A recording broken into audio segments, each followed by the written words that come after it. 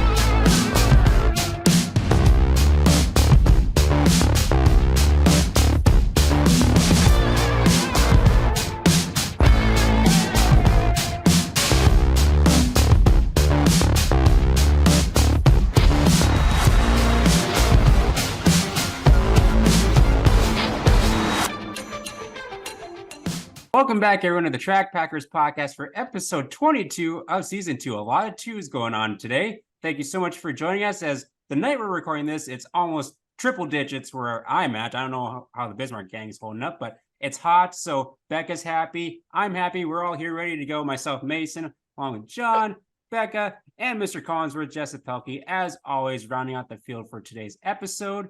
And as always, we got to thank our presenting sponsor, Hitch Harness, headlined by Tyler Hall out of Fertile, Minnesota, who's been dabbling in both a 9M State mod and a Minnesota mod this year. It's been fun to watch him race in both classes.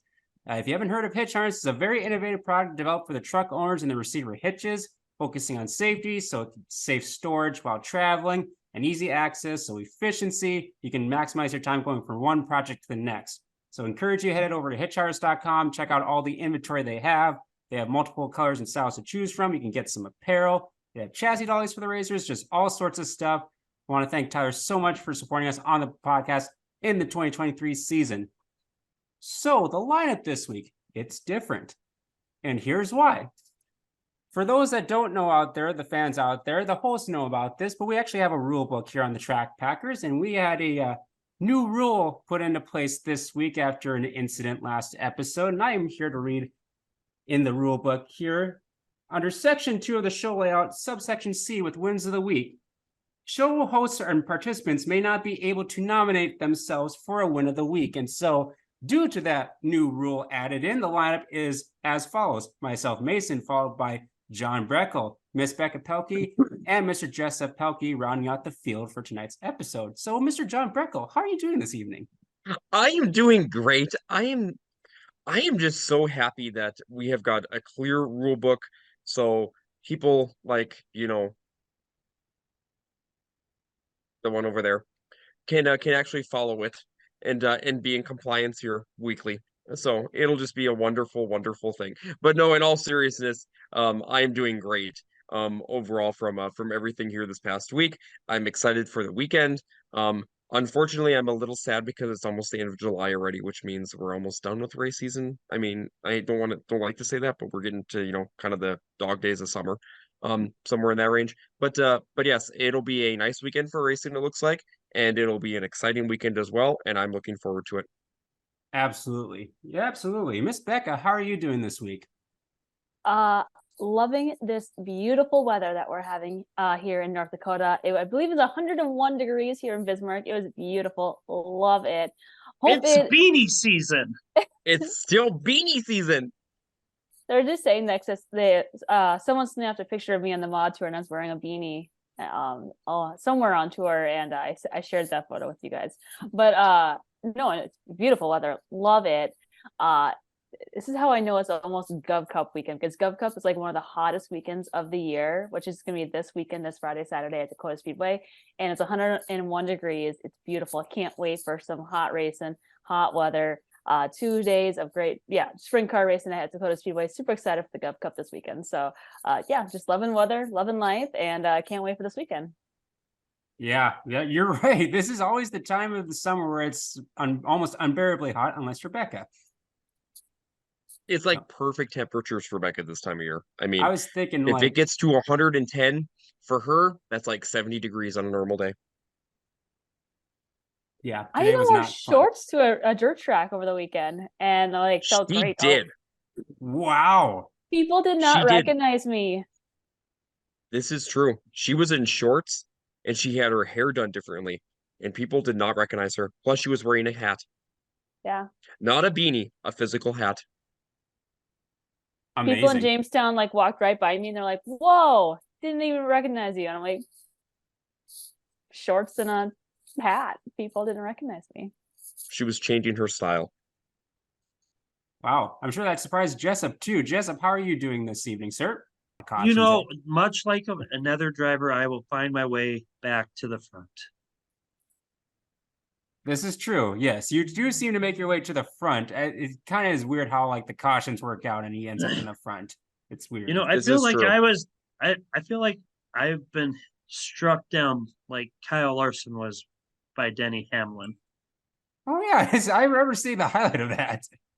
This is Now I very must true. put you in the wall under caution. It's tough for me because I'm a fan of both Denny and Kyle, but it's like, oh man, this Hey, sucks. John, It was you know what that plain was, out John? dirty. No, John, you know what that was? What? Short track racing. Yep, I was not that same thing when I saw that happen. Well, I've actually doing pretty good. Kind of caught up on videos for the first part of the week. On one more really hectic week coming up, and then it kind of settles down until it gets to the year-end stuff and gets more to a normal routine. So it's been fun, but looking forward to a little more relaxation and kind of sticking closer to home within the next few weeks. And so we got a lot to cover today. I want to give a shout out to a few of the drivers and people that have listened to the show. I talked to Dylan Barnhart a couple weeks ago. He likes to listen to the show at work. So thanks, Dylan, for checking us out. Also, Spencer Hupel down in Aberdeen. He likes to check out the show a lot. And also Kylan Vargason, Midwest Mod driver from Northern North Dakota, also mentioned that he likes to listen while he mows lawns. So thank you to all those that are listening to the podcast each and every single week. We really appreciate the support and look forward to bringing you more content in the future. So with that, let's drop the green flag and get into the show with who or what are we repping. Who should start this out? We'll go with Jessup today. Who or what are you repping? Well, Mason, I'm continuing on in my year-long theme of irrelevance. And this one happens to be from 2013 and an asphalt or track, whichever it is. And it is the Montana Raceway Park. Ooh. I Can know. I it's guess fancy. where that is? Sure. Oh shoot! I just peeked. I was gonna Yeah, guess I was just gonna say, I'm Kalispell, pretty but sure you just saw it. yeah, You mean I was gonna say Kalispell. Kalispell? And Yeah. then let's see if I can get the back. Can you see? Do you see, Mason? I do. Get Rich. That must be one of their big events that they have Or had? or had. Is that place still open? I don't know. It's irrelevant to me right now. So, kind of a fun fact on that. So, I don't know.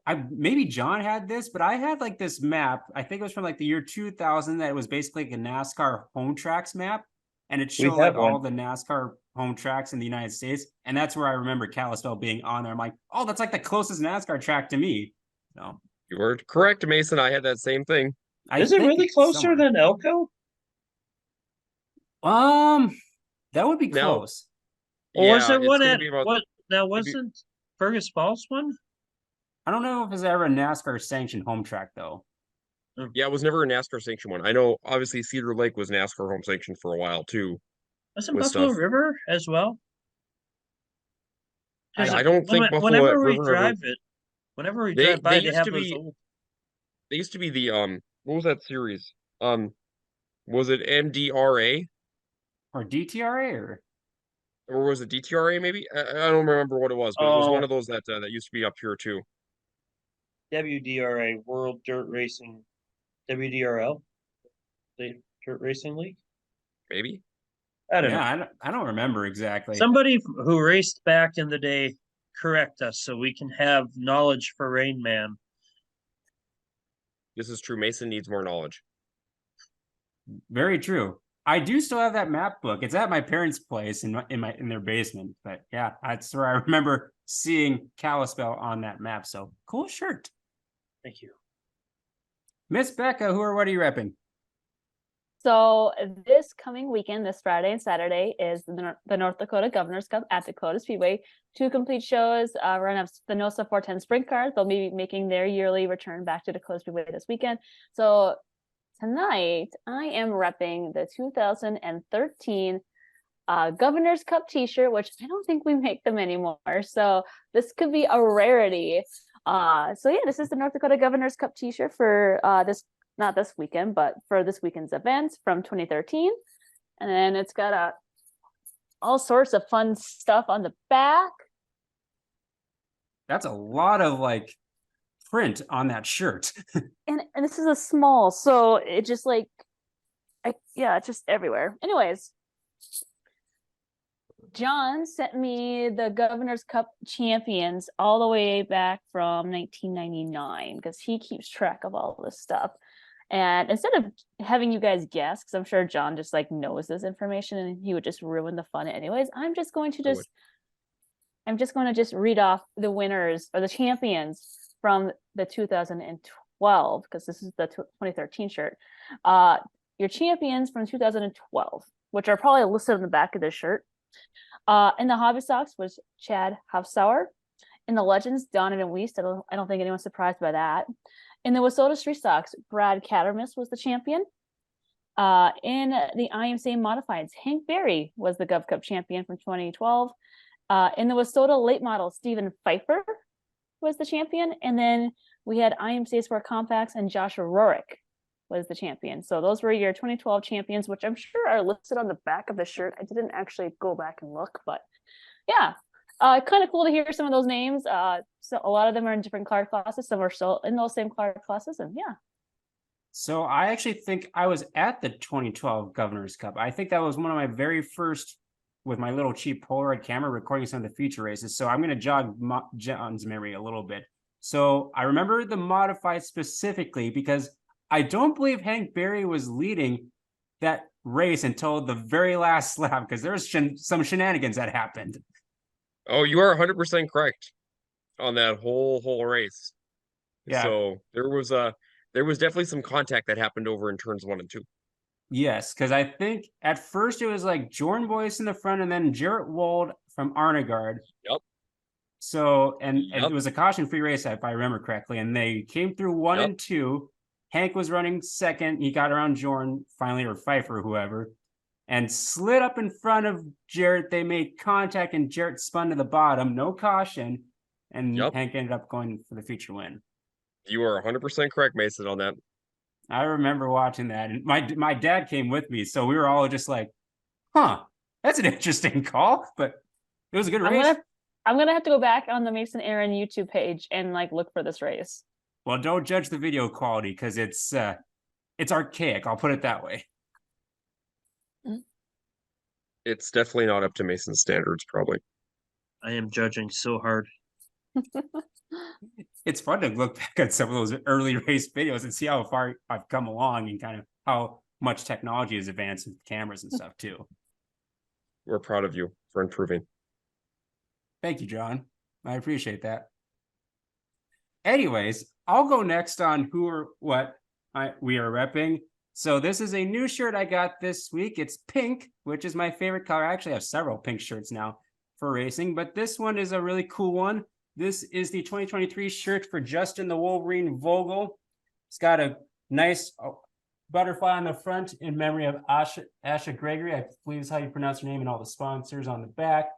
She, I believe, succumbed to breast cancer last year, and so Justin's got her on the roof of his car in tribute for this season, and so it's a very nice paint scheme. And I'm wearing this week because it's the finale of the Dirt Race Central Street Stock Tour, which Justin's had put together another strong season looks like he has it pretty well locked up going into this weekend for back-to-back tour championships. And so wanted to rep the Wolverine Justin Vogel in number 10 from Bruton, Minnesota. So that brings us to John. What are you repping? Do we have another history lesson? I know Becca kind of already gave us one. But we are going to be doing a history lesson here as well. Okay. So we're getting closer to some of the year-end specials this weekend. I'm very excited for because I really, really, really like the North Dakota Governor's Cup. It's because I think it's in our own backyard. For me, it's kind of that first kind of big event of the year, kind of where you see a lot of drivers that maybe you don't see throughout the whole entire year. Kind of one of those events that's happened with for many years as well. So it's got some tradition behind it and some prestige. So I'm excited to see the Governor's Cup this weekend, see some of our travelers here, and then also be able to, you know, kind of stay at home and go from there. So I think that'll be kind of the fun part. Now, for me though, I am getting prepared for September racing as well, because September for us is a big month when we go around. And no, I'm not talking about the Stock Car Stampede directly, because I'm talking about the special that's a couple weeks before that, which is the John Seitz Memorial. So the shirt I am wearing is right here's the 10th anniversary of the John Seitz Memorial. This shirt has the 2015 winners on the back of it, which who can tell me who was the John Seitz Memorial late model champion from 2015? It wasn't Don Shaw. It was not Don Shaw. I don't think AJ I'll give Demo you a had won hint. it just yet. It Nope. was a Wisconsin driver. Oh, Chad Mater.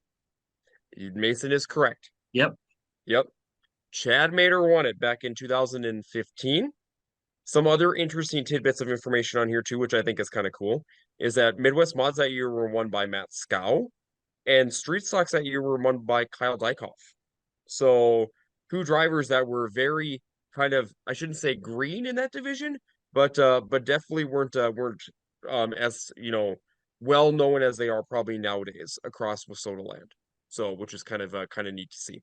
So yeah, so that part was pretty cool. They also did the NOSA 410 sprint. I think the back row challenge was that night as well, during that race. So yeah, so a great battle within that class as well, with how many cars they had and who, you know, and how the race went. Buffalo Wild Wings car, the number 82, ended up in victory lane, so that was kind of neat to see as well. So now this shirt though was for 2016, which we're not going to do the 2016 direct winners because obviously I'll probably wear that shirt eventually here as well with some of that stuff. But now who can tell me who was second in the late model feature though? Don Shaw.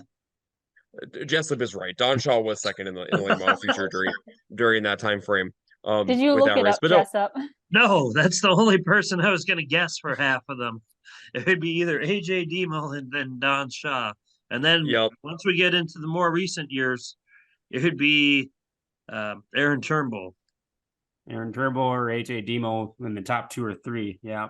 Or So, Don yeah, Shaw. so it was very interesting back then just to look at who was actually in there, because obviously Demo and Shaw were both in the top 3 that year as a whole from a race back in 2015 with the Seitz Memorial. So I'm really excited for it. It'll be again the second week here in September for the Seitz. It's always a great show. This year they're adding super stocks to the show, so I'm actually excited to see that because they used to run super stocks regularly back at Grand Forks in the early 2000s and through the 90s. So I'm actually extremely excited to see the super stocks on that bull ring. I think they'll be a lot of fun. And again, that's going to be Thursday, Friday, and Saturday, the 7th, 8th, and 9th of September. So we're going through there. The other reason why I'm wearing a late model based shirt here as well is because the Stock Car Stampede Shakedown, which there's 3 of them here on this podcast that are part of that group, we've also been opening that up, and we have been getting quite a bit of interest already in that too. And to the drivers out there, we're filling up. So if you're interested in that, message us on Facebook at Stampede Shakedown and get involved within that program. Again, we cover entry fees. We also cover other contingency awards throughout the weekend. Usually give you some gas money as well. And not only that, but if you have not raced a Stampede in a late model in the last 5 years or ever in a late model, hit us up. Again, Stock Car Stampede is September 22nd and 23rd. And I think Governor's Cup weekend will be an awesome weekend this weekend because it's going to just kind of kick off those big shows upcoming into the September timeframe. Yeah, nice plug. Yeah, we got to get on that too. I know we got several kind of already kind of committed to doing the Stampede Shakedown, and so I'm sure we'll have to get those pictures posted here pretty soon. We've got 5 committed out of our 6 spots that we cover. If people would like to join the Shakedown or assist in contingency prizes or awards or stuff like that, we're always open to more people helping out. And the more the merrier, I guess, to be really sad about it. Absolutely. Yep. Be sure to check out that page too. We like to kind of give a little spotlight to the late models, especially the new ones that kind of crop up every single year. And some of the ones that we've had in this Shakedown the last few years have gone on to do some really good things in their late model careers so far, and even just in a couple of years. And so it's gonna be fun to see how this crop turns out too. So that is who and what we are repping, and now we'll move into the track pack report. It's a little hefty on my end, so I'll kind of do mine a little bit more quicker. So mine week started on Wednesday at the Buffalo River Speedway. They had the first night of the second swing in the Moonshine Mod Tour. We had rain, a little rain shower come through about 6 o'clock, nothing too major, kind of just needed a little pack the track for a few more minutes. So we started closer to 7. We were supposed to start at 6:30, so kind of a normal 7 start time for midweek, which I thought was fine. We had 18 mods show up for the Moonshine Mod Tour for the midweek show, and the results with the other classes. Braden Brower, the national points leader in the Wissota Street Stocks, was your winner. The IMC Sport mods went to Rich Pavlicek, no shocker there. The hobby stocks, Andrea Jacobson got her second career win and second win at Buffalo River out there in the number 15 machine.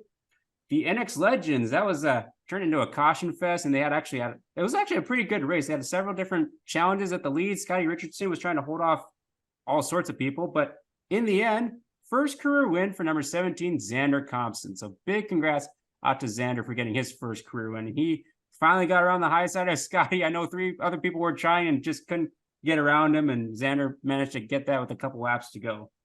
And then the Moonshine Mod Tour, the winner there, his first win since 2019 and returning to racing after a little bit of time off, was Blake Jekvig from nearby Holly, which is cool to see. He had a really good battle with another 2, Brady Gertis, throughout the entire race. And so big congrats out to Blake Jekvig for getting the Moonshine Mod Tour win.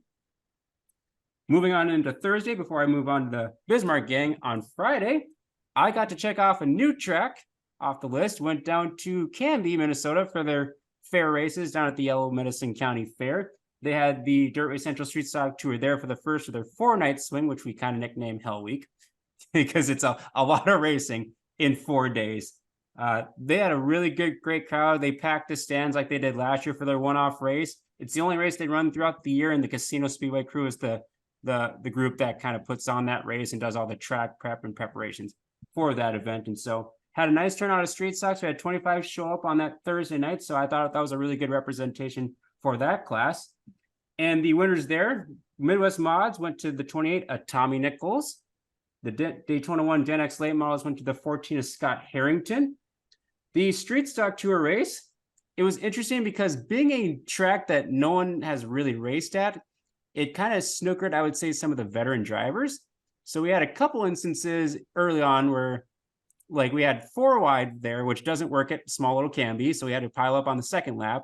And then the second place car, I believe it was Nick Trainer, spun out in front of the field on his own, and we had another pile up. So some of the veterans, I know Carter was kind of struggling a little bit too. It was kind of interesting to watch that race, but in the end, the Wolverine Justin Vogel got the win in front of Maria Brookstick and Caden Woody in the 980. And then Pure Stocks and Wissota Hornets were on hand, which were run by Colton Schuler and Pure Stocks and Adam Vandersteen, or as Jessup likes to say, Van Destroyer, which he had a really good weekend. And that's a good win for him because he's from Canby itself. So that's a good, nice hometown win for Adam as well.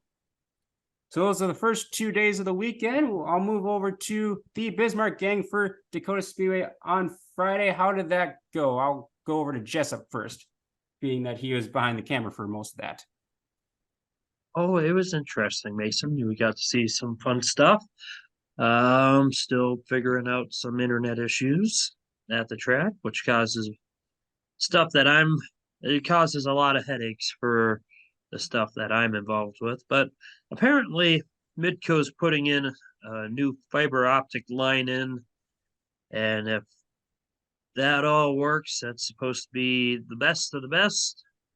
And with all of our headaches will go away, and all the new stuff we've had to add should go away with it too, but it's probably going to stick around. So that was my night, just chasing more gremlins that are almost impossible to nail down. Yes, no dull moments and no shortage of excitement on that end. I presume technology is always fun to deal with. Yeah, we keep adding stuff, and it's not the solutions that we've been fed to believe, and it makes for a long summer. Yeah, hopefully that gets resolved before the Gov Cup this weekend, because that's a big weekend for Dacotah Speedway. Yep. Becca, how'd it go from your perspective? I thought it was a really good night. It was our Hall of Fame night. So any retired race car drivers who raced at Dacotah Speedway in the past got free admission into the grandstands. So we actually had a really healthy grandstand, and there were a lot of familiar faces in the grandstands. That was always nice to see. We had a little rain shower that came through around 6:15. Hats off to our track prep crew. I don't think they really panicked at all. They just went back out there, did their thing, and it really was a really nice racetrack, especially for the heat races. I was kind of surprised they did track prep at intermission because I didn't think the track needed it. It had enough moisture on its own, and I think it would have produced just as great feature racing without that added track prep. But whatever, it allowed that for a really nice intermission to recognize those Hall of Fame drivers, retired drivers. John Gartner Sr., Jay Symes, and Kurt Klein. They did a lot of research into finding the names of all those drivers who had raced at Dacotah Speedway or in the Bismarck Canyon area. So they did a nice little intermission Hall of Fame presentation. So even with that extra track prep at intermission, it made for a nice little ceremony, I would put it, to recognize those drivers from the past and those drivers of today. So yeah, and despite the fact that we did have that little rain shower, it did push back racing just a little bit for us at Dacotah Speedway. I think we went racing around 7:45, I want to say, so a little bit Correct, late yep. start for us. But we had 97 cars despite the threat of rain, and it was a really nice night of racing. Good deal. Good deal. And I know that with the Hall of Fame ceremony, those individuals can also get recognized at the season and banquet, correct? Correct. Awesome.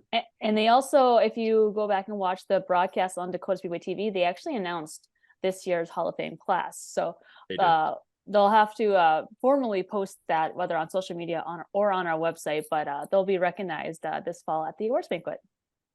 Awesome. That's always a good deal. I like how more tracks are kind of doing like a Hall of Fame, recognizing a lot of their past racers and people that have been involved with the racetrack or the race area. So, John, how about you? Do you want to go through some of your notes that you took away and the results? Yeah, I'll go through the results in notes, and then Becca can take Jamestown for the results here tonight as well. So it was actually, for me, it was kind of a fun night overall. I enjoyed myself throughout the night. It was fun to be on the mic.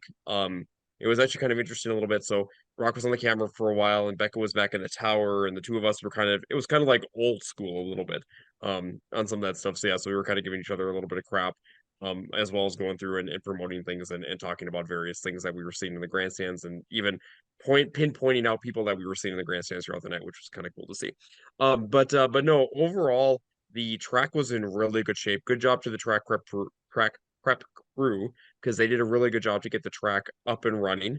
And because that rain shower that passed us here right around that 6:15 time frame, I mean, it dumped quite a bit of rain on us in a matter of maybe like 5 minutes. It just downpoured. But then it got past and it got sunny again. It was nice, and they got the track worked in. And like Becca said, we started a little bit around 7:45, and we still got done before 11 o'clock. So we still had a pretty good night overall from racing. So I'll go through results here. So in your Sport Compacts, we had 4 Sport Compact drivers. It was a really exciting race up front. It really was, with the drivers that were battling for positions. And Alex Thompson ended up picking up a win, and he backflipped it right off the car. So, I mean, that was pretty cool to see down there in victory lane. So, congratulations to Alex on picking up a win here this past Friday. In your hobby stock division, we had a very nice field of cars within your hobby stocks. And that race was probably one of the more exciting races of the night, just because you had drivers that were going 3 wide and 4 wide in that race, trying to get to the front from the point invert that were farther back, but also you had drivers up front that were trying to go 3 wide. So you had Jeremy Engelhard, who led the race for majority of the laps until about halfway, and then Kelly Horner and Josh Rourke caught him. Josh was running basically the main, maybe the higher line across Dacotah Speedway. He wasn't all the way on the cushion, but he was up there. And Kelly was more through the middle as Jeremy was more on the bottom. Kelly Horner got past Jeremy Engelhart and then held off Derek Eppard, Jeremy Hare, and more drivers to pick up his first win in the hobby stocks over at Dacotah Speedway. And it was an awesome sight to see for Kelly. He hadn't been in victory lane for quite a few years. So it was really nice to see him back in victory lane at Dacotah Speedway since 2015. In your Legends, we had over 30 drivers in your Legends field. Very nice field of cars again within your Legends class. And that race was a super exciting battle up front too. It was the Martins, and I'm not just talking about one Martin, but 3 Martins in that race that went to the front. And that was Preston, Casey, and Dante. So Casey and Preston put on a show up front. They had Austin Weist right in there within the mix as well. Austin ended up 4th. You had the Madler boys were both right there. And at the line, Preston won by basically a nose over Casey. It was a really, really good battle up front, and Preston held him off for his second win of the weekend so far there as he raced 3 races here this past weekend. In your street stocks went green to checkered. They had no cautions. It was 20 green flag laps, and it was Hunter Domagala who held off Jeff Hellman. So Hunter pulled out to over like a 2.5-second advantage, and Jeff was slowly but surely reeling him in after he got through traffic. And by the time they crossed the start finish line for the feature event, it was down to about a half a second. So Jeff had reeled him into that point. So I would have been very curious to see what would have happened if there would have been maybe about another 5 laps, because I think it would have been a really good battle up front between those 2 drivers in your Minnesota street stocks. And then in your modifieds, I mean, what can you say about the modified race? It was a little crazy, a little wild, and a really good feel-good story there at the end of the feature event as well. So, especially with the way the feature went, it was a lot of really hard battling up front right away. But I think, Mason, we were talking a little bit earlier this weekend, before we got to the podcast, and it was interesting to watch because I felt like whoever the driver was that was in the lead didn't want to keep the lead. So you had drivers up front in that feature event that spun just by themselves randomly in that race, to where you had Chris Pittenger and Jarrett Dealand, who were both running 1-2, spun out going into turns 1 and 2. Caden Roberts was up to second at one point, spun out by himself. Elijah Puckett started up in the front, spun out by himself. And then Travis Tooley ended up looping it by himself as well over there in turns 3 and 4. It was just really interesting to watch of the drivers that were up front that were either maybe trying too hard or spun out. So somewhere in that range. The race up front was really interesting. Jeremy Keller and Marlon Seiler, they were really battling hard up front until Marlon and Jeremy got together coming out of turn number 4. Jeremy ended up stopping on the front straightaway. Marlon got put to the back, and Jeremy got his spot back up front. And then on the restart, Spencer Wilson used the high line to his perfection and ended up passing Keller for the win, his first one as well since 2015. And it was also very interesting to see that Mark Dahl, who started 16th, worked his way up to second. He crossed the line in second, right ahead of Keller, moved up 14 spots in that feature event, which Mark has had that car dialed in the last about month. He's looked really good within his one machine the last month. And not just even at Mandan, but at various tracks, he's looked pretty good even on the mod tour. So Mark is coming on strong here right before Governor's Cup, which he's a multi-time Governor's Cup champion. So it'll be interesting to see here this year within your Governor's Cup as we get closer. But overall, good night at Mandan, some very hard racing, and some very exciting finishes.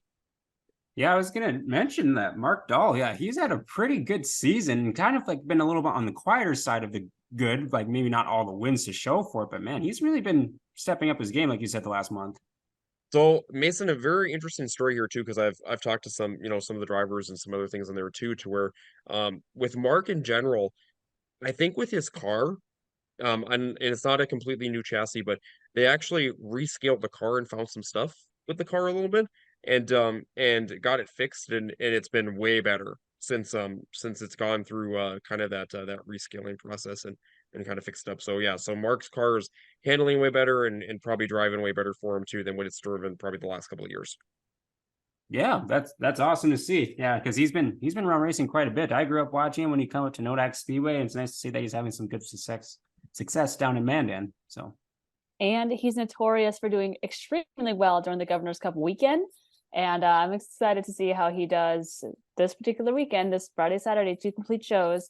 To see, because he does really well. Either he wins the race, our race, he sweeps the weekend, or he finds a way to become champion. It'll be interesting to watch this weekend. yeah, so nice preview of the Governor's Cup with another good night over in Mandan. That same night I was out over in Montevideo for the second night of the Street Stock Tour Swing at Fiesta City Speedway. They also had a shot of rain that came through about 4:15, and apparently it dumped there for about 10-15 minutes. And so we got started on time, but they didn't really have to do a whole lot of track prep once the night started. It was pretty hot and humid, so moisture kind of stayed in the track for the most part. And they had a lot of racing going on because they had a rain out halfway through 2 weeks ago. So they ran a couple of makeup features. They ran Midwest mods and late models for their makeup features, which Shane DeYoung was the winner in the Midwest mods, and then Destin Johannick was the winner in the late models, and both of those went caution free. So not like they took up a lot of time, hardly at all. They had another good crowd there. They always show up, especially when the Street Stock Tour comes to town, and they had 33 street stocks on hand. And one of the things I noticed, especially in Montevideo and Madison, so like the draw was really important. So like if you drew in the back, it was very tough to kind of move through the field early in the night. And so like when I like this was some of the people in the B main just on Friday night. So you had guys like Russ Carlson and Dylan Arndt, who are pretty good down in that area. And then you also have Nick Trainer, Jeff Nowak, Kevin Bogdanovic, and Trey Hess, along with Colby Keel. And only 4 of those cars are going to be able to transfer. And I'm like, goodness, we're going to have some fast cars being left out. So it was a very interesting night of racing to watch on the street stock side in particular. So getting into the results, we had the pure stocks kick things off with the number 32 of Brady Hagan getting the win. I believe it's his second career pure stock win, but his first at Montevideo. So big congrats out to Brady. Wissota Super Stocks went to a famous name around that area, Justin Tamman in the 71. The Wissota Hornets went to national point contender. I believe he's leading the points too right now. The 07 of Carter Matthews. The Wissota Midwest Mods had a really good race. They had a few cautions in the middle part of the race where Justin Bjorklund was pretty much checked out on the field. But then through the cautions, the 57 of Corey Stork was slowly moving through the field, and they had a caution with like 4 to go. And it just turned into a slide job fest the last 3 laps. It was awesome to see. Like they were throwing haymakers on one end of the track and then to the other, which ended up with Corey Stork getting the win in the Midwest Modified. So that was an awesome race to watch. Street Stock Tour, he's been undefeated on the tour when it comes to Montevideo. He was 2 for 2 going into this year, and Justin Vogel got win number 3 at Montevideo and the second straight tour win of the weekend. I honestly think Colton Brower should have won that race. He kind of got snookered by Justin after Justin lost the lead halfway through. Justin kind of baited him going low on one of the restarts, and he snookered Colton and got back around him for the win. So good run to Colton Brower. I think he probably should have won that race when he looks back on that. And then late models went to Jordan Tolkson in the 32, and the Wissota Modifieds went to another guy that's kind of spent some time away from the race car. Nate Heinrich in the 10H got his first win of the season. So those were the winners and the results from Fiesta City Speedway on Friday. So then moving to Saturday at Jamestown. How did Jamestown go, guys? Did all 3 of you go? We all 3 were there. Yes. Nice. So Jessica, how about this? I'll start, and then Jessup can give his point of view, and then Becca can do results. Go ahead. So Jamestown overall on Saturday night, it was a pretty quick night for us overall. We had 88 cars in the pits. Becca and I were both in the tower announcing throughout the night. We gave away just a couple of things during an intermission time frame, but besides that, it was pretty quick from our perspective. We had Night of Destruction, so we had Corey Litton go through a bus I shouldn't say a bus. He was driving. I know. He went through a camper. They got him. Yes, He He got his drove- I caution. do get a caution for that. That does deserve a caution. So I will even throw a caution on myself. I get a caution for that. Corey drove the Chucky Mobile through a camper in the infield at the end of the night, which was kind of cool to see. Overall, but no, overall, from any basis from Jamestown on Saturday, we got done before 10 o'clock with the racing action. The track was in really good shape. It was very smooth throughout the night, on Saturday night with the racing stuff, and it was just a good night overall. Nothing really was super exciting throughout the night, except we had some really good battles in some of the future events, and everything else went pretty which went pretty good from my perspective up in the tower. Jessup, what about you from Flakestand? Yeah, I would say that it was a pretty smooth night, all things considered. Track was pretty fast. Racing was, for the most part, pretty clean. There was a couple hiccups in the mod feature and a couple hiccups here and there throughout the other features, but overall, I mean, racing was good. Fans, another really good night of fans there. I know that's been a question by some people, but uh, it looked really good from the perspective I had looking back on the crowd and the grandstands. And the weather itself was really good as well. So I mean, a lot of people, a lot of good racing action that flowed really well, and perfect weather. Can't ask for much better than that. Nice. What about you, Becca? Yeah, fantastic weather. The crowd was amazing. And yeah, just good healthy car counts in all the car classes. There were 88 cars that checked into the back pit area. Yeah, just to quickly go over the results. AJ Matsky was the feature winner in the slingshot division. That was his 6th victory of the year in the slingshots.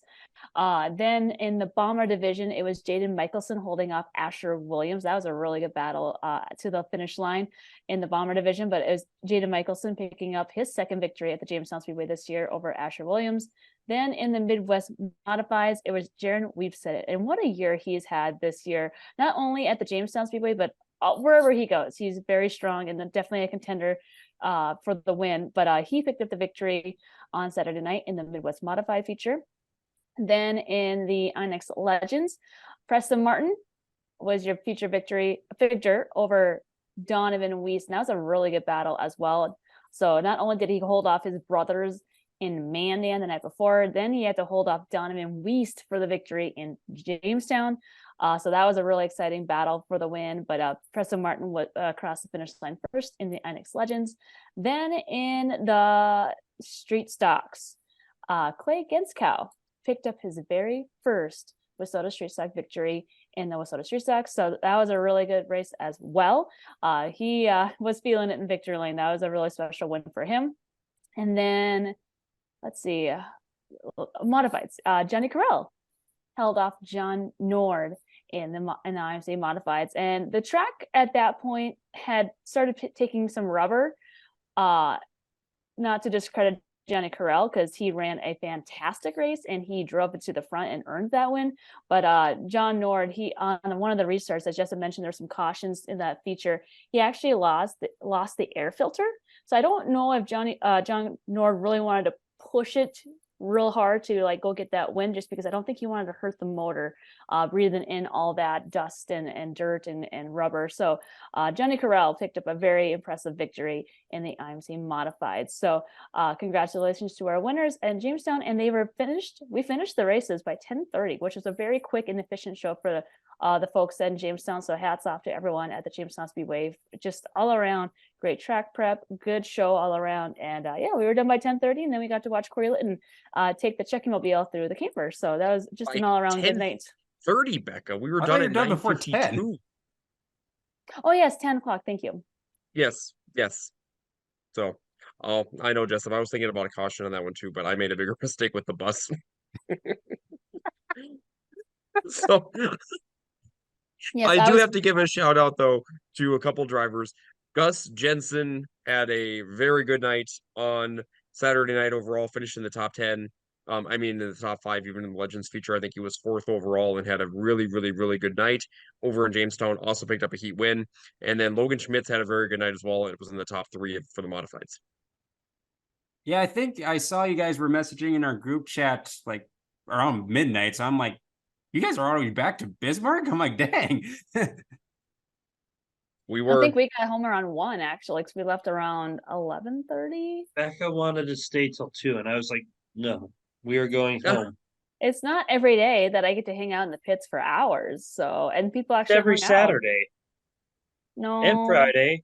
no, people usually Yeah. leave, Yeah. which is why I'm super excited for the Gov Cup, because people actually have to stay both days or choose to stay both days, and so people actually hang out after the races on Friday night. So, yeah, just I'm super excited for the Gov Cup just because of the camaraderie and the people actually hanging out and just socializing and just being a racing family. But remember, Yes, John. drivers, Becca said you have to stay. So she's going to handcuff No. you to the track. I do know a couple of drivers who are coming for the Friday show and then heading up to Williston for their racing program on Saturday. So I do know some drivers are going to come support us and then go support another track. So not everyone's going to stay both nights, but it's highly encouraged for a good time. I would say for those that are staying there both nights, or people that work at the track, I'd encourage you to maybe you kind of make it a little accommodating in like the pit shack for people to kind of sleep over, because I'm sure there might be some people that might take a nap there throughout the weekend. I don't think that's $20 the a plan this person. year. I don't think that's the plan this year. Okay. $20 a person to stay in the pit shack. That goes. Alrighty. Because Well, thanks we for have the to go recap home. on Jamestown. I'll We have to go recap. home and let a Gordy out. That's why. Ah. I'll recap Yeah. the last 2 nights of my weekend. Went to Madison on Saturday. They had another great count of street stocks with 31. Another night where you had to draw pretty dang well because the heat races were fast. Like that track was tacky for like every single heat race. And so passing was very difficult in the heat races, but feature time, it really widened out and got some really good racing. So pure stocks, Ty Schuler in the 60S got the win. Probably should have won the night before. He had some troubles on the restarts where he was leading in Monty, and for some reason he couldn't get up to speed, and so he actually lost the lead with a couple laps to go on Friday. But he got bounced back on Saturday to get the win.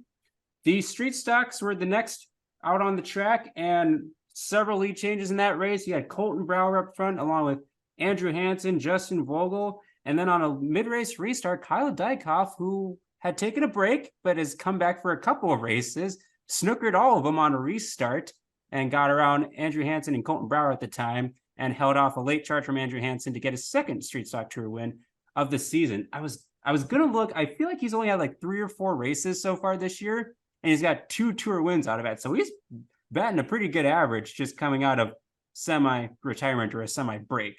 So he's still fast, even in an older car, because I think that's a 2014 Krasinski that used to be driven by Duffy Fromke. So it's a fast car, and it's got a good wheelman behind it. So congrats to Kyle on the win in Madison.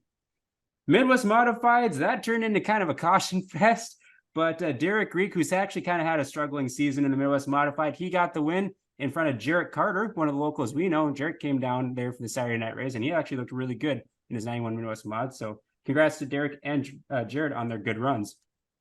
Super Stocks went to Jordan Henkemeyer, holding off Trevor Nelson in the 71. That's not an easy feat to do.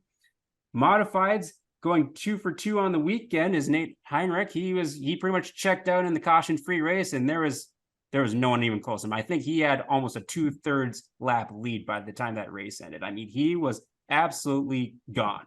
It was crazy to watch. And then with Sorna Hornets, Adam Vandersteen got his second win of the weekend in the 87T to close out the evening at Madison Speedway, and that was another fun night of racing. And then to finish out the weekend over at Casino Speedway, they had a special treat. They had NOSA sprint cars on hand, and along with the Street Stock Tour and Minnesota Hornets. And so it was different seeing just 3 car classes. I was like, yeah, maybe they probably should add a class or 2 more, but it actually ended up being a good amount of racing for the night, with the qualifying and hot laps and everything for the sprint cars.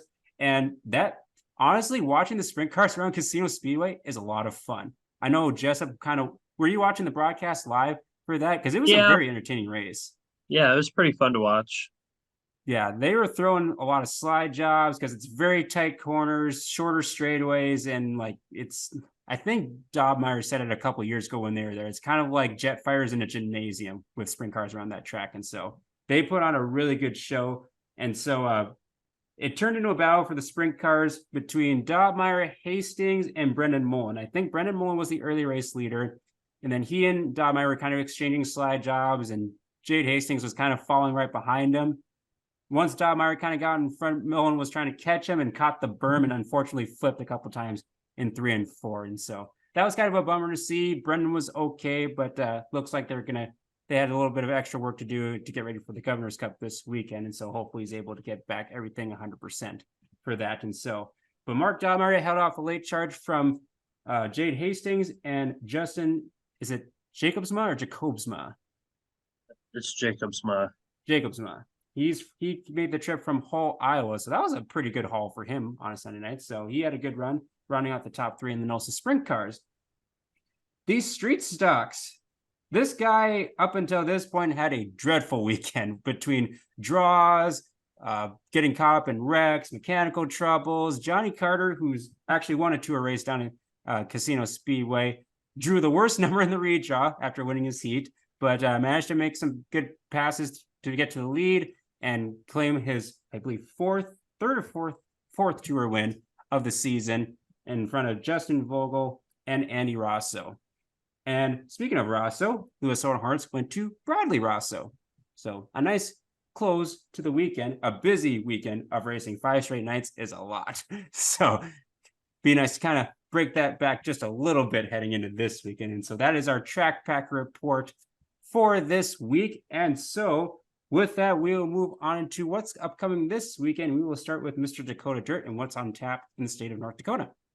Oh my goodness. Now, if anybody wants your one-stop shop for everything North Dakota racing news, results, recaps, and much more, you have to check out Dakota Dirt.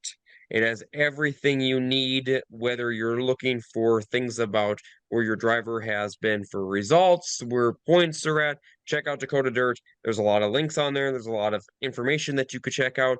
Again, race fans, it is your one-stop shop for everything North Dakota racing news and results. So again, check out Dakota Dirt. They are social on Facebook as well and on their website at dakotadirt.org. Jessup, take it away. Thank you, John. I like when he does that. So Sure you do.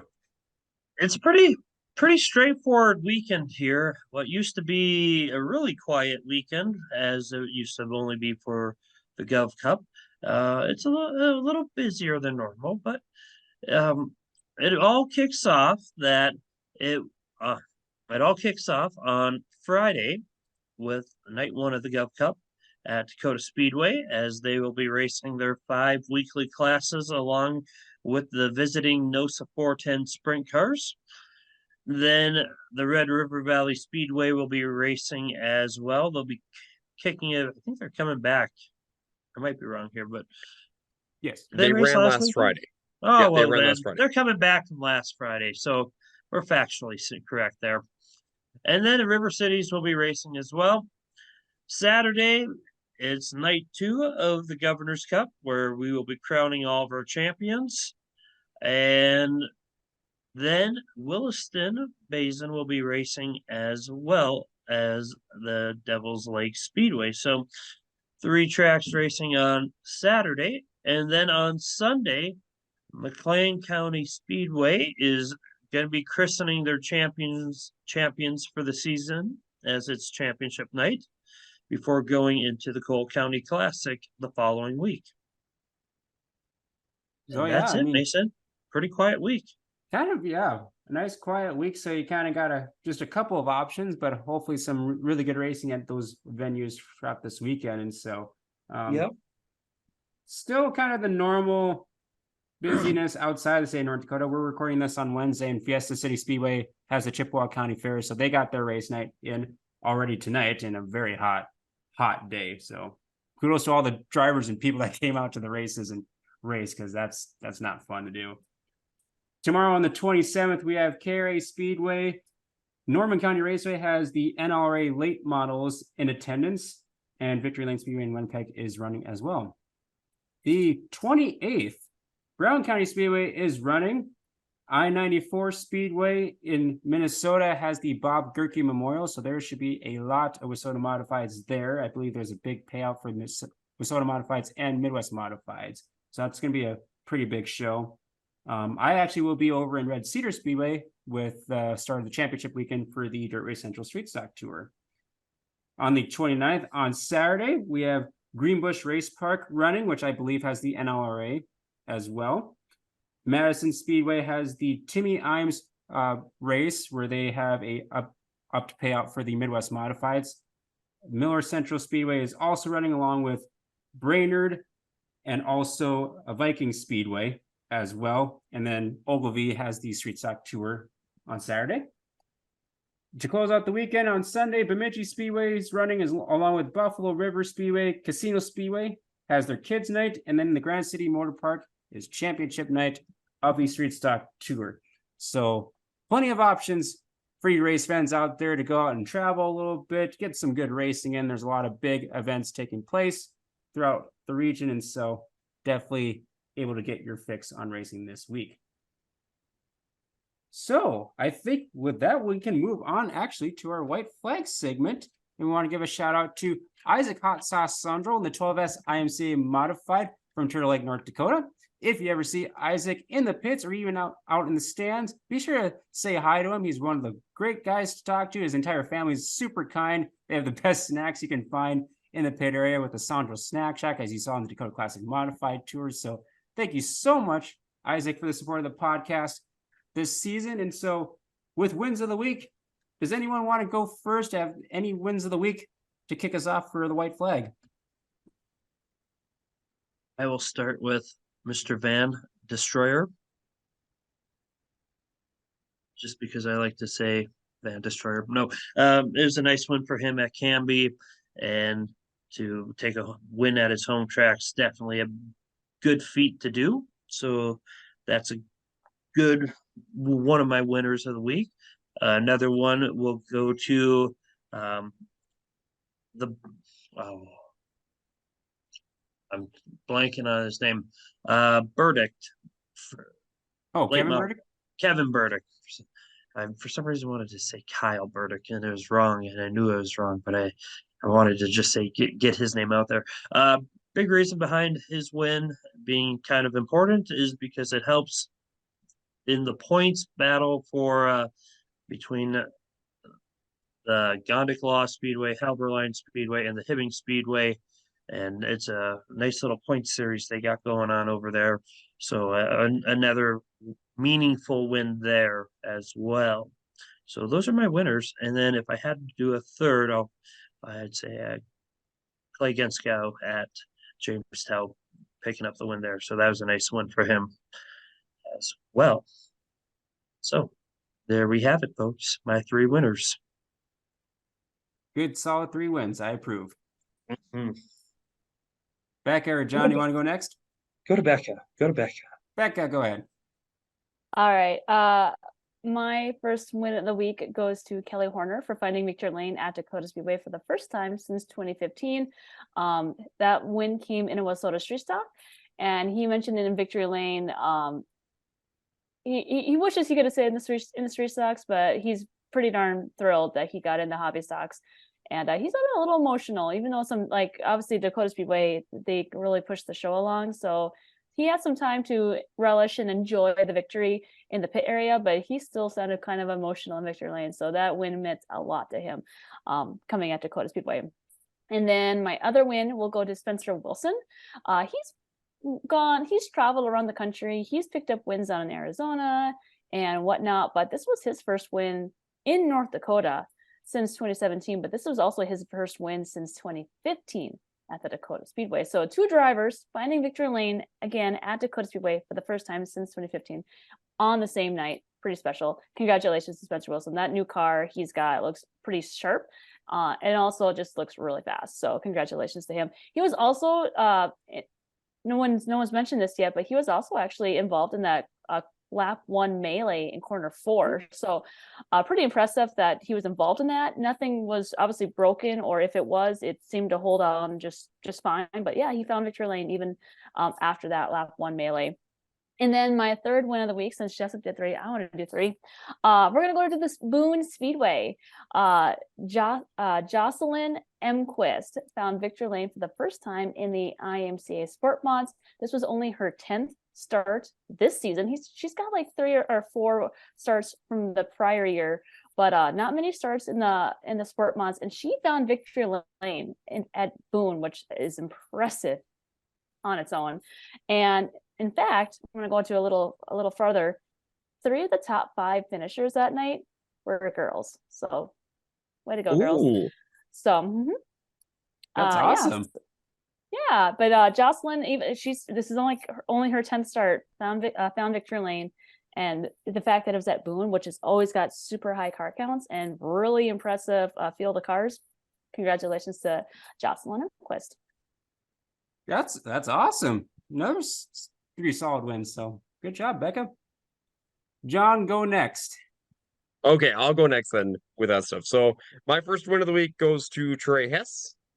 Trey had back-to-back DNFs on Thursday, Friday. Saturday, he went over to Greenbush, picked up a feature win, and then ended the weekend with another feature win over at Buffalo River. And this gives him some momentum going into this upcoming weekend and then into the Little Dream, as Trey is also planning on going over to Rice Lake for the Little Dream here in just about maybe, Mason? A little bit over weekish time frame? Actually, less than a week now. I think that's next Tuesday. I think it is next Tuesday as well. So yep. So about a week time frame. So congratulations to Trey. Trey had a very nice run over there in those 2 tracks. So Trey's been traveling a lot this summer too, which is kind of nice to see. He's been hitting a lot more racetracks. So my second win of the week, it has to go to Preston Martin. Preston ran 3 races this weekend. He won all 3 of them. He is in the thick of the Legends National Points race to go through with the dirt series there as well within his class. So good job to Preston. Preston is basically going through and being right there as part of the national points race for the Legends. My third win of the week, and I'm going to give it over to Gus Jensen and Logan Schmitz, 2 drivers together. I mentioned them earlier. Both drivers have had kind of a struggle this season. Logan's kind of in that sophomore year in the mods, has been involved in a lot of accidents, has had mechanical failures. It was nice to see him pick a heat win up on Saturday night and do 3rd in the feature. So had a very calm, normal night and got through the night with good finishes. And then Gus picked up his first ever heat win on Saturday night over in Jamestown, and then led some laps in the feature and ended up 4th. So congratulations to Gus as well on a very nice night over in Jamestown. And his dad, Kevin, also had a good night too, finishing right there in the top 10. Very good. Yes, I like those shout outs as well. I was surprised you didn't take one of my winners on my list, but I was going to, but I left it for you. Okay, that's why I let you go first, because I thought you were going to take it. My first win of the week has got to go to Xander Compson.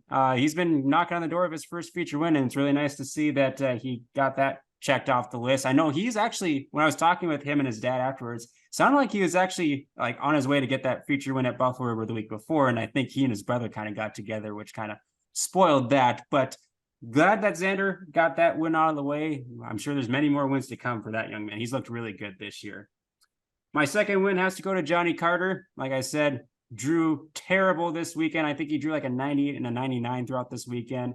Had trouble at Canby, mechanical troubles in Friday and Saturday, and bounced back on Sunday to close the weekend with a win down at Casino. So big rebound for Johnny Carter to close out the weekend. And my third win of the weekend, because I watched the broadcast for Dacotah Speedway, and I also saw this on Facebook, I have to give it to Ren Gartner.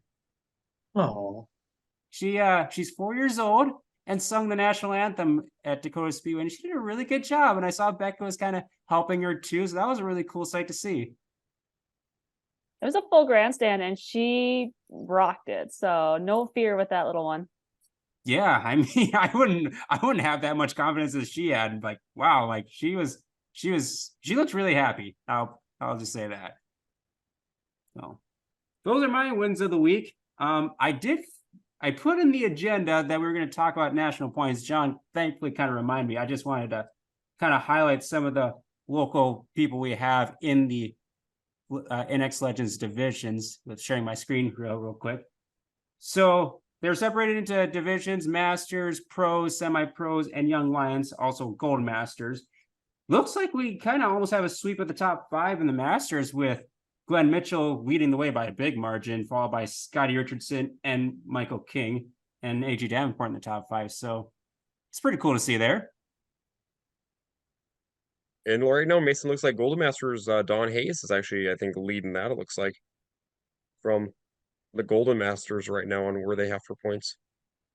Yeah, I mean, we like we said all year, we have a lot of legends here up in the state of North Dakota and Western Minnesota, and so it doesn't surprise me that we have so many up in the top of the national points. And even if you go into the other divisions, such as the Pros, we have Ryan Broseth currently leading Preston Martin, running second, followed by Alex Broseth and Donovan Weiss. So again, another 4 out of the top 5 there. So I mean, that's like, you could take those 4 anywhere around our region and they could compete for wins. I've seen it at so many different tracks throughout the season. And so I think that's gonna be really cool to see, like when they get to some of the bigger events. Obviously there'll be a lot at Governor's Cup this upcoming weekend, but even like races like Oktoberfest, the Jamestown Stock Car Stampede, there's going to be a lot of legends there, and kind of get to see a good mix of these drivers. And hopefully, with the way our car counts have been going, I'm hoping we get some out-of-state travelers. I think like that's starting to kind of creep back into the fold. Agreed. Yeah, I think it'd be a lot of fun to see some of these drivers come up. I know some of the drivers right there from Iowa do come up here as well towards the end of the season to run some specials. Yeah, I think it'd be really cool to see them come up. Look at us having 8 out of the top 10. That's Yeah, amazing. it's crazy. And it's a very close battle, because especially out east with Evan Hendrickson leading the way currently, followed by Colin Compson, Josh Weiss, Xander Compson, and Sean Weiss rounding out your top 5. You also have Sierra Davenport, Cody Mackhart, and Dustin Hagen. All of them have been looking really good this year. I know, because Evan Hendrickson came up to Nodak Speedway when John and I were up there for the Legends race, and I was like, wow, that's a long trip for you, Evan. It's like, well, yeah, we're kind of going for national points. We're racing against Colin, so we're kind of trying to get a race in whenever we can. And so that's going to be a very close battle, because they race against each other every week. Yeah, that's it. And speaking of Nodak, Mason, they actually have that big regional race coming up real quick. I think I want to say It's August 6th. It's next Sunday. Yes. So big race for those guys. I think it's $700 to win for the INEX Legends. That is a fantastic payout for them. Yeah, so I'm assuming they'll get a good 25 to 30 legends at least coming up for that. That's going to be a really nice payout for them. For sure. Because I think with the Gov Cup this weekend, does Dakota Speedway take that next weekend off? Yes. It's That's our Monster Truck Show the next weekend.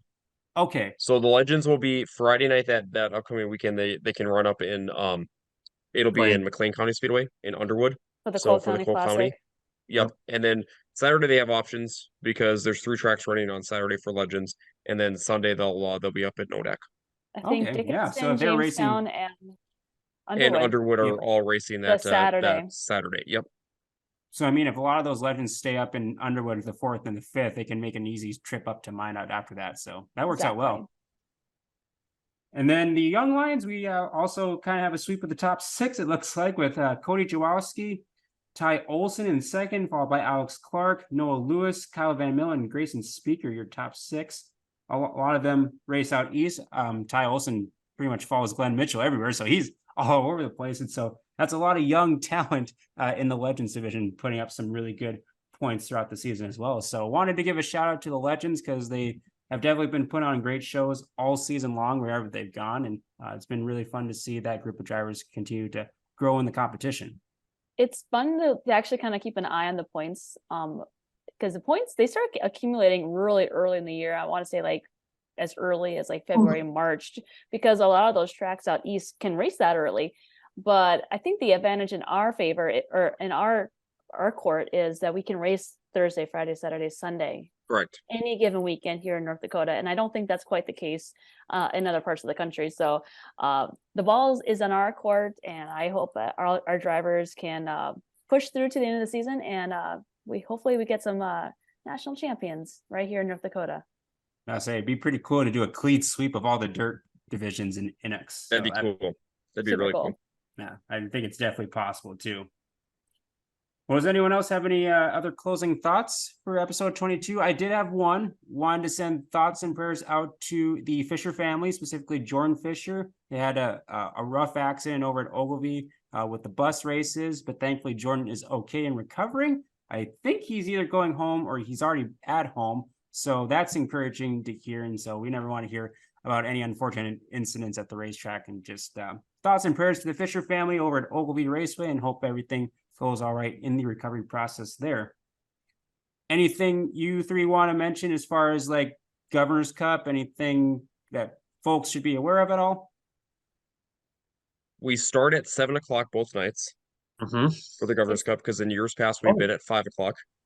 It's So 2 full shows and full points for all the racing divisions. So if there's anyone out Yes. there who think that because we're doing a qualifying format and not running heat races, that they might not get full points or points at all, that's not the case. It's full points for IMCA, WSOTA, NOSA, and INEX. So full points. Good deal. Should be a good weekend of racing. Excited to see how it all plays out. Hopefully the weather cools off a little bit. I think the weather forecast is kind of more favorable to the majority, unlike some people who enjoy this I would agree. triple-digit weather. It'll be I would agree. beanie weather. It's going to be beanie season again on Friday, Saturday, Such a time of the year where the I mean- beanies come back out to play. because the weather looks like it's going to be closer to about that 80-degree temperature mark, and it's going to be beanie season again. Mm-hmm. You know, speaking of beanies, there may be some in the works for track packer fans out there for beanies, because we like to talk about beanies, and beanies are very fashionable. So stay tuned for that maybe in the next few weeks. And so with that, that'll close episode 22 of season 2. As always, be sure to like, share, comment your thoughts on racing today in the upper Midwest. Be sure to follow us on Facebook and YouTube, where you can watch the videos, or Spotify, Google, and Apple if you're a podcast listener. Thank you to our sponsors, Hitch Harness and Isaac Hot Sauce Sandro. We hope to see you out at some racetrack this weekend, pack in the track, and enjoy the racing.